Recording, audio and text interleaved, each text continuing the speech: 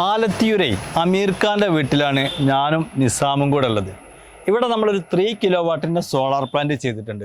ഇവിടുത്തെ പ്രത്യേകത എന്താണെന്ന് വെച്ചാൽ ഇവിടെ നമ്മൾ മൈക്രോ ഇൻവെർട്ടറാണ് ഉപയോഗിച്ചിട്ടുള്ളത്.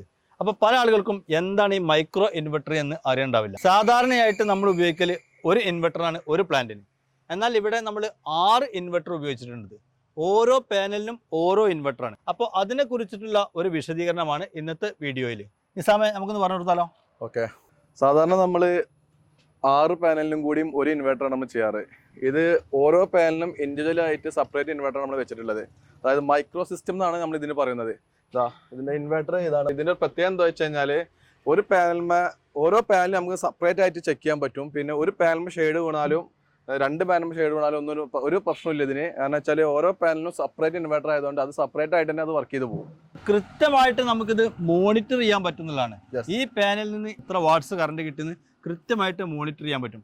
പിന്നെ ഇത് ആവശ്യം വന്നത് എല്ലാവർക്കും ഇത് ആവശ്യമില്ല.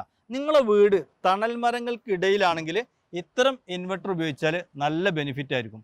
മാത്രമല്ല ഈ ഇൻവെർട്ടറിന് സാധാരണ സിംഗിൾ ഇൻവെർട്ടറിനേക്കാളും 15 വർഷത്തെ അധിക വാറന്റിയും കമ്പനി കൊടുക്കുന്നുണ്ട്.